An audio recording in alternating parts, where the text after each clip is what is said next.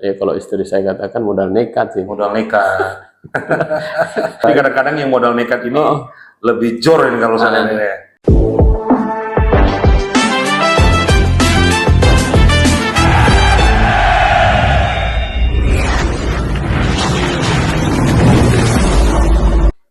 Assalamualaikum warahmatullahi wabarakatuh. Selamat malam, sahabat podcast Beta Cerita Palu. Ini malam yang sangat spesial karena beberapa pekan kita podcast di studio podcast Beta Cerita Palu. Malam hari ini kita diundang langsung di salah satu tempat yang sangat spesial ini dengan narasumber dari ownernya itu sendiri. Saya sebutnya ini adalah warkop, bukan warkop ya Bang ya? Bengkel kopi. Ya, bengkel kopi dan coto Teta Pasang. Teta Pasang. Ya. Kita akan berbicara spesial. Kenapa harus memberi nama bengkel kopi dan coto Teta Pasang? Tapi sebelumnya kita perkenalkan dulu ini. Halo Bang, apa kabar? Siap, alhamdulillah sehat. Alhamdulillah sehat. Di samping saya ini ada owner daripada bengkel kopi dan coto Teta Pasang, Abang Muhammad Irwan. Jadi kita akan berbicara terkait dengan bisnis yang beliau lakukan. Bang, ini pertanyaan pertama nih Bang. Siap. Kenapa memilih nama bengkel kopi dan coto Teta Pasang? Ini pertanyaan yang bagus sih sebenarnya. Ya. Cuma sebelum saya menjawab, pertama-tama ya alhamdulillah saya ucapkan terima kasih kepada Bang siapa? Bang Andre telah berkunjung ke tempat kami yang sederhana ini. Kemudian saya agak tergelitik ketika dikatakan sebagai owner.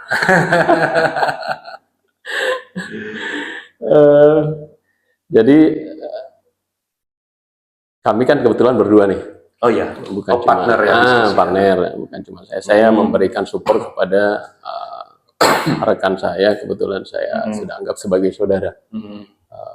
Beliau adalah Randy yang saat ini lagi sibuk di dapur, kan segala sesuatunya. Kemudian terkait pertanyaan tadi, kenapa nama bengkel kopi dan coto Teta Pasang?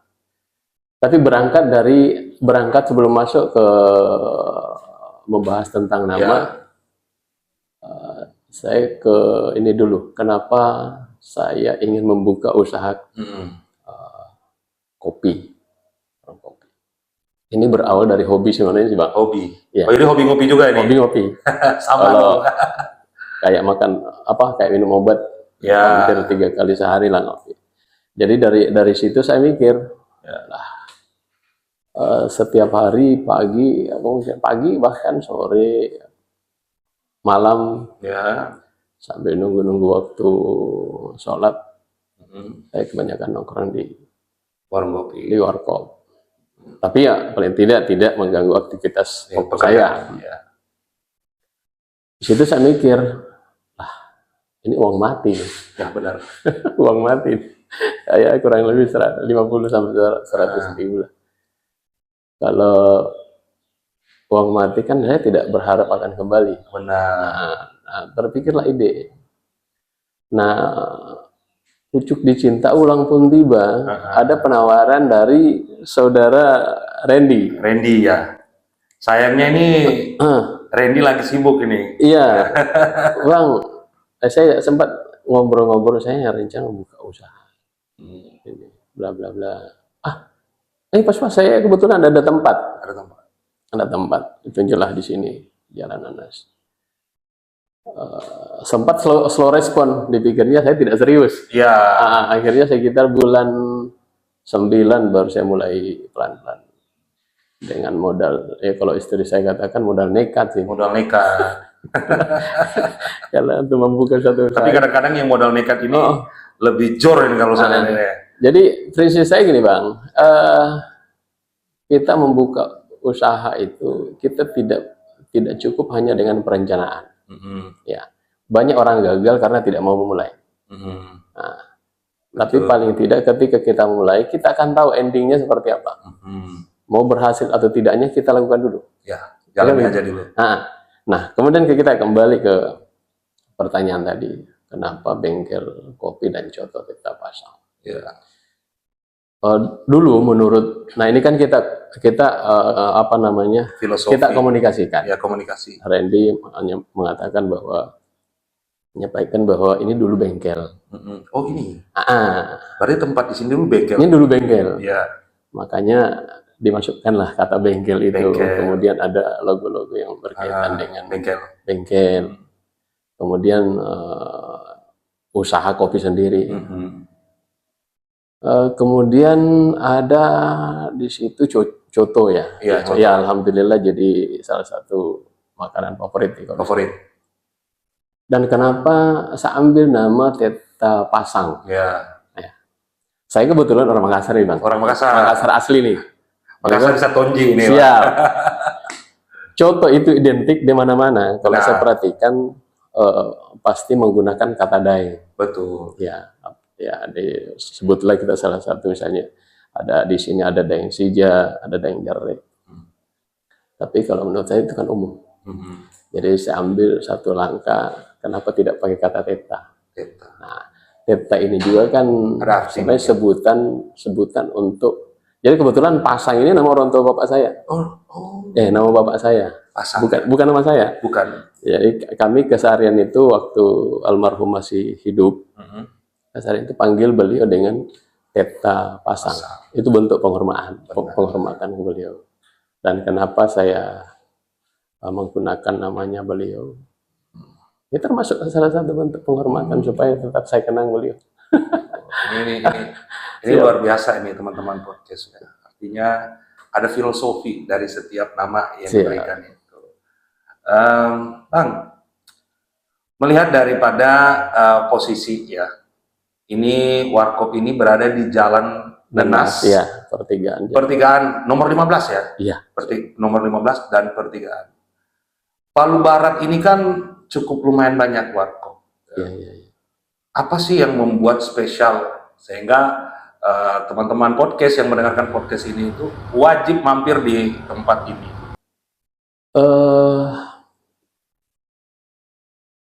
Jadi best seller di sini kan kopi dan cotonya. Saya atau kami, saya dan Randy punya rasa ciri khas sendiri. Kopinya pun kami tidak menggunakan kopi lokal. Kami ambil dari luar. Dari luar. Iya. Ya. Cotonya pun punya ciri khas sendiri. Punya ciri khas sendiri. Saya juga sudah rasa ini.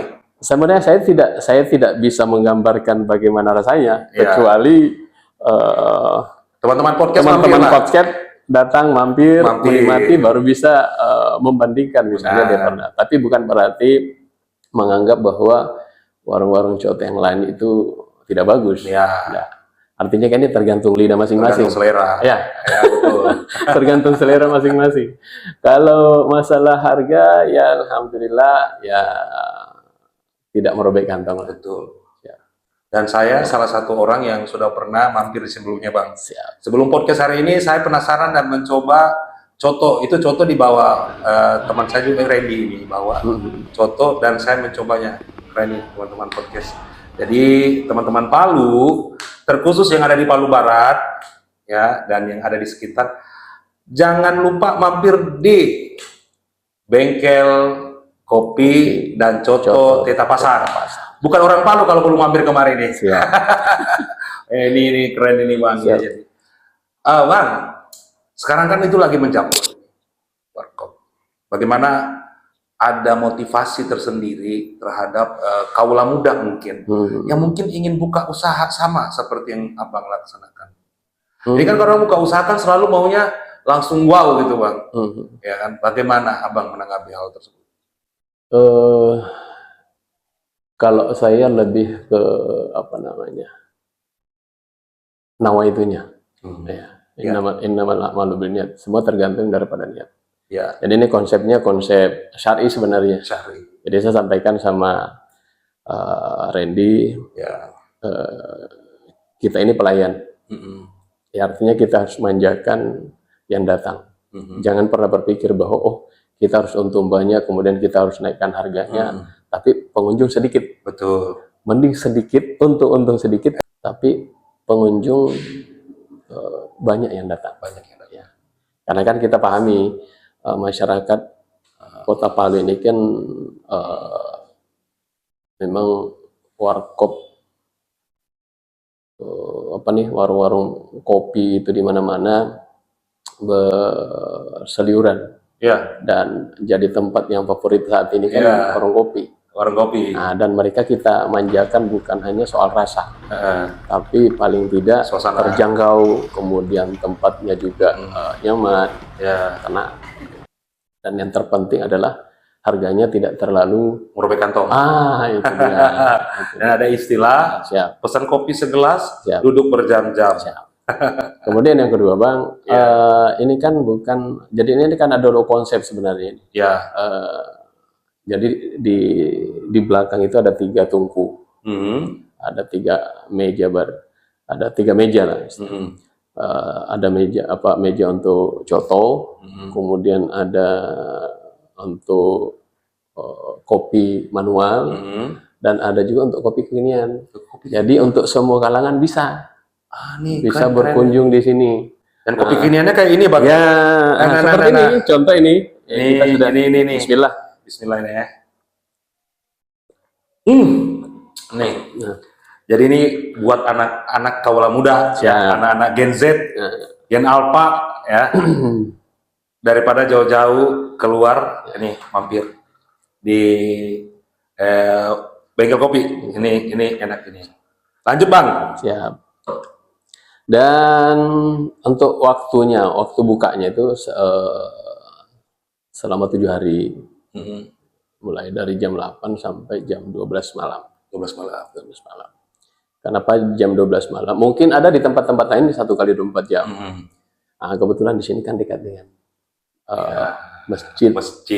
Ya benar.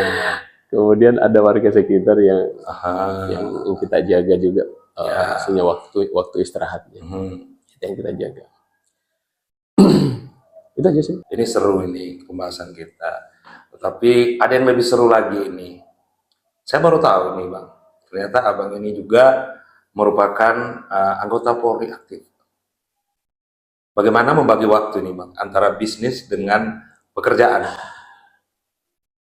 Nah, ini yang pertanyaan agak sulit. Agak berat ya. Agak berat ini, Bang. Kenapa? Karena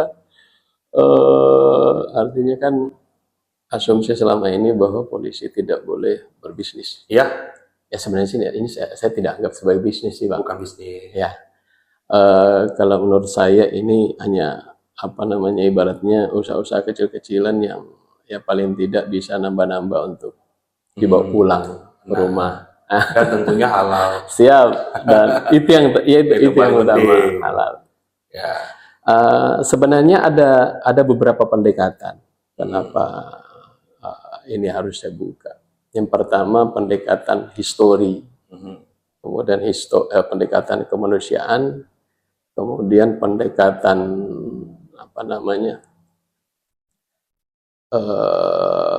pendekatan hukum, kemudian pendekatan spiritual.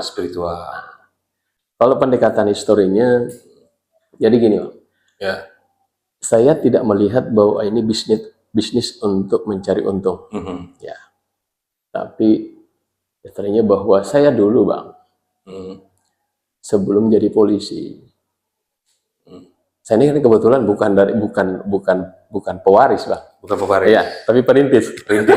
Karena saya lahir dari keluarga ya alhamdulillah banyak mengajarkan tentang kesederhanaan, dan memang kebetulan orang tua saya bukan orang kaya. Ya. Kemudian saya datang ke Palu pertama kali. Saya ini dulu, Bang, kerjanya cuma mungkin Abang pernah dengar Hotel Sentral saat ini. Dulu itu Sentosa. Pernah kerja di situ? Saya pernah kerja di tempat mainan anak tuh, Bang. Iya. Jadi pagi-pagi itu pagi-pagi itu jam 6 subuh saya sudah di situ ngepel lantai sampai di atas. jaga PlayStation. Kemudian, dari situ saya berpikir sulit mencari kerjaan. Iya. Jadi paling tidak ketika setelah saya buka pekerjaan ini, buka usaha ini, kecil-kecilan ini, saya bisa merekrut karyawan. Iya. Jadi, Memberdayakan. iya. Nah, itu pendekatan historinya. Iya. Karena saya dulu memang juga kerja di tempat-tempat yang ya mau dibilang ala kadarnya. Iya. Kemudian pendekatan apa tadi? Kemanusiaan. Kemanusiaan. Ya, pendekatan kemanusiaannya ya mungkin tidak jauh beda, bahwa banyak anak-anak sekarang yang mungkin hidupnya di bawah garis kemiskinan. Yang sebenarnya dengan kondisi sekarang kebutuhan semakin meningkat, kemudian jadi tulang punggung keluarga mungkin. Ya, salah satunya dengan membuka usaha. Dan saya rasa bukan hanya saya, Bang. Banyak rekan-rekan kami yang berprofesi sebagai apakah itu polisi dan lain sebagainya, yang kemudian membuka usaha. Itu kan salah satu, kalau menurut saya itu ada nilai ibadah juga di situ kalau menurut saya. Kemudian pendekatan apa namanya spiritualnya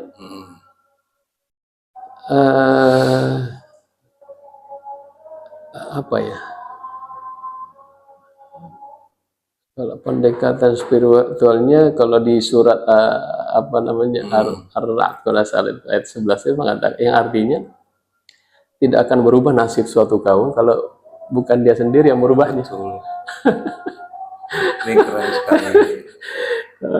Artinya di dalam membangun usaha bisnis bukan cuma bicara masalah keuntungan, Bang, ya. Ya. Tetapi ada hal-hal yang dijalani termasuk dengan spiritual ini yang lebih mendalam. Siap. Kemudian pendekatan hukumnya, memang kalau di undang-undang kepolisian itu di pasal 13 kalau nggak salah, tugas pokok Polri itu kan ada 3, Bang. Yang pertama berkaitan dengan Harkamtibmas, betul, pemeliharaan keamanan dan ketertiban masyarakat. Kemudian yang kedua penegakan hukum. Kemudian yang keempat pendekatan hukum. Pendekatan hukum. Iya. Kalau di Undang-Undang Kepolisian itu kan di pasal 13 Undang-Undang Kepolisian nomor 2 tahun 2002 tentang tugas pokok. Di situ ada 3 poin, Pak. Ya. Yang pertama kaitannya dengan Harkamtibmas, pemeliharaan keamanan dan ketertiban masyarakat. Kemudian yang kedua adalah penegakan hukum. Dan yang ketiga berkaitan dengan perlindungan, pengayom, dan pelayanan masyarakat. Saya mencoba masuk di Harkamtibmasnya, Bang. Ya, pemeliharaan keamanan dan ketertiban masyarakat. Kita tahu bahwa salah satu penyebab terjadinya kriminal atau kejahatan adalah pengangguran. Betul tidak? Nah, tentu dengan membuka usaha ini, yang tadinya mungkin berpikir macam-macam karena tidak ada uang, setelah saya rekrut, mereka punya pendapatan. Dia mau membuka lapangan pekerjaan. Itu dia. Dan lumayan, Bang. Artinya walaupun cuma 6 orang karyawan, paling tidak, ya mungkin tidak terhitung sih, Bang. Paling tidak sedikit saya bisa membantu dalam hal Harkamtibmas. Nah, siap. Terus dari 4 pendekatan ini, kesimpulannya bahwa semuanya kalau menurut saya lebih ke asas manfaat sih, Pak. Asas manfaat. Iya. Kalau kita orang Muslim mengatakan, kalau di Al-Quran disebutkan khairun nas anfa'uhum linnas. Bahwa sebaik-baik manusia itu, Bang, adalah yang bermanfaat untuk orang lain. Ini keren sekali. Dan tentunya menjadi contoh buat kaula muda juga ya, di dalam membangun usaha bisnis ya. Karena tanpa disadari kadangkala dalam kita membuka usaha bisnis itu kita secara manusia, Bang, ya, itu selalu berpikir tentang keuntungan dan keuntungan. setelah tidak diberikan keuntungan atau hasilnya kurang maksimal, maka yang ada itu adalah penyesalan dan akhirnya Betul, tertutup. betul. Itu Jadi kalau menurut saya kita berbuat dulu, Bang. ya. Artinya persoalan rezeki itu mau untung atau tidaknya itu sudah diatur. Sudah diatur. Allah sudah tentukan takaran rezekimu ini. Ya, ini terkait ini masalah rezeki juga, ya kan. Ada juga filosofi atau tanggapan di beberapa masyarakat sekitar. Ya. Ini kan warkop abang di sini saya perhatikan itu tusuk sate ya. Orang kan selalu berpikir tusuk sate nih, ya kan susah. Gitu. Bagaimana abang menanggapi hal tersebut? Nah itulah kembali ke pendekatan spiritual, Bang. Ya. Ya. Kalau masalahnya saya konsep berpikir saya tidak menggunakan pikiran kayak gitu ya. Pikiran semuanya diserahkan sama Allah ya. Jadi begini, kalau kita yakini hal-hal seperti itu, ya untuk menurut pemahaman saya, Pak, ya, kalau kita meyakini yang begitu, sama saja kita musyrik. Betul. Gitu. Nah itu kan kembali ke apa namanya keyakinan kita kepada Allah. Ana indasan ni abdibi. Saya tergantung prasangka hambaku. Ini kata Allah nih. Ya. Saya tergantung prasangka hambaku. Kalau Allah, hambaku mengatakan, oh tusuk sate itu, kamu tidak akan sukses di usaha itu. Pasti jadi itu barang. Betul. Tapi kalau kita tidak yakini, kita yakin bahwa itu tidak pengaruhnya. Ya. Kita jalan aja Bismillah. Ini menepis ya semua ya, tergantung dari setiap orang nih dalam hal berpikir, dan saya salut sama abang ya terkait dengan menanggapi beberapa macam statement yang ada ini. Jadi buat teman-teman podcast, sekali lagi jangan lupa ya mampir di kafe warkop bengkel kopi dan Coto Teta Pasang ya, karena sangat spesial. Kalau di tempat biasa, kalau cuma itu warkop saja. Ini ada spesial coto, coto ini. Dan yang wajib dirasa oleh teman-teman sahabat podcast yang ada di Kota Palu. Bang, salah satu motivasi dong Bang buat kaula muda yang mungkin ingin membuka usaha. Itu tadi kembali ke nama itunya. Kemudian yakin dengan apa. Tapi saya kayak agak geli sih, Bang, kalau ditanya tentang motivasi. Masalahnya saya ini kan baru berjalan, baru membuka sih. Tapi kalau menurut saya sih kembali ke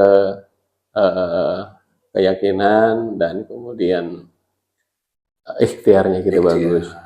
Kemudian gini, Bang. Saya tertarik saya pernah membaca satu artikel salah satu tokoh terkenal di dunia, Bill Gates ya. Bill Gates pada satu acara seminar kalau tidak salah, beliau salah satu pembicara. Kemudian salah satu peserta bertanya, nah kita kenal bahwa Bill Gates ini salah satu orang terkaya di dunia menurut majalah Forbes. Peserta ini bertanya, Bill Gates, apakah suatu saat nanti ketika ada yang melamar anakmu, yang kebetulan adalah orang miskin, apakah kamu akan terima? Ini kurang lebih seperti ini ceritanya, Pak. Apakah kamu akan terima? Kemudian Bill Gates mengatakan bahwa tergantung kita melihat miskin dan kaya itu seperti apa. Karena kalau menurut Bill Gates ini bahwa kaya itu tidak boleh diukur dari banyaknya harta. Banyak apa mungkin mobil mewah, kemudian rumah yang mewah. Tapi dari konsep berpikirnya, ya. Karena banyak orang kaya, banyak orang yang tidak punya uang yang nampak, tapi dia kaya secara konsep berpikir. Dan banyak juga orang yang banyak harta tapi sebetulnya dia miskin. Nah, dia contohkan bahwa salah satu contoh pemain judi. Pemain judi yang jago main judi atau main lotre bisa menghasilkan uang banyak. Tapi kemungkinan ketika dia tidak lagi bermain judi, 5 atau 10 tahun yang akan datang hartanya akan habis. Nah, tapi kalau berbicara orang kaya orang kaya itu adalah orang yang mau melangkah dari dirinya sendiri, Keluar berbuat dari dari diri zona sendiri, keluar dari zona nyaman, kemudian punya mental kaya, dan salah satunya adalah yang mau membuka usaha. Mau buka usaha. Iya. Jadi itu jelas. Iya, membuka usaha. Persoalan mau untung atau tidaknya, yang penting kamu sudah berani melangkah untuk membuka usaha. Ya. Dan itulah ciri-ciri orang kaya. Amin. Amin, amin, amin. Jadi kalau kita berbicara masalah tentang masalah keimanan ini terkait dengan usaha bisnis ini banyak sekali aspek Bang ya, Siap. yang mendasari kenapa kita harus berbisnis dan lain-lain. Itu jelas. Dalam Al-Quran juga itu jelas. 5 tahun atau 10 tahun, Bang. Apa harapan Abang terkait dengan usaha bisnis yang ada saat ini? Untuk sini dulu ya. Ya, khusus di sini. Mungkin terlalu lama kalau berbicara 5-10 tahun. Terlalu lama. Ya. Jadi saya ingin seperti tadi saya sampaikan bahwa ada asas manfaat. Bukan hanya orang datang duduk diam nikmati kopi, secangkir kopi, makan coto. Habis itu main HP. Setelah itu bosan pulang. Benar. Ya. Tapi saya ingin ada nilai plus, ada nilai tambah dari hanya sekedar duduk diam. Makanya dari awal saya sampaikan sama Randy bahwa saya ingin buat perpustakaan mini. Perpustakaan mini. Nah, ya, yang lebih konsen terkait masalah persoalan hukum. Ya, ini keren ini. Iya. Dan ini belum ada kayaknya di Kota Palu. Dan kebetulan ada penawar. Saya sudah ngurus ke perpustakaan. Perpustakaan. Jadi sebelum masuk ya. Sebelum masuk perpustakaan sebenarnya saya sudah di pikiran saya sudah itu. Sudah ada itu. Karena kebetulan kan banyak kawan-kawan dari aktivis hukum, dari pengacara bahkan akademisi yang sering sharing pendapat terkait masalah persoalan hukum. Nah, kenapa saya tidak buka ruang? Ya, Pak. Nah, ini salah satunya ruangan ini. Jadi gunakan, dimanfaatkan. Nanti bisa saya manfaatkan untuk ketika ada misalnya masyarakat yang butuh konsultasi hukum, bisa teman-teman datang ke sini untuk memanfaatkan yang keren. Jadi salah satu bisnis yang bukan cuma sekedar mencari keuntungan ya. Ada aspek manfaat yang cukup besar yang akan ada di usaha bengkel kopi dan coto Teta Pasang.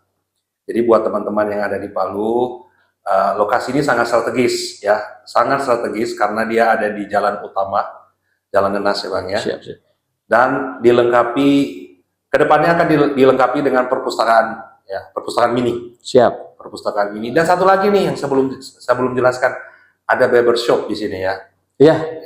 Ya, alhamdulillah.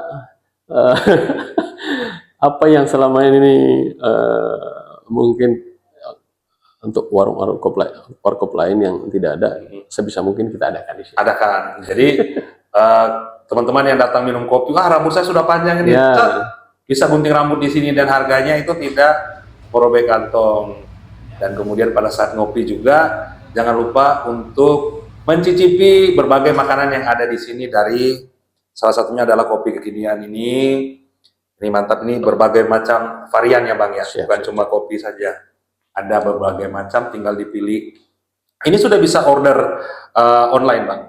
Bisa? Sudah bisa order online juga. Jadi buat teman-teman yang mungkin malas keluar rumah juga, bisa juga order melalui GoFood ya Bang ya, GoFood. Dan untuk lokasinya pun itu kebetulan sudah terkonek di Google. Jadi Google untuk mencari. Iya benar.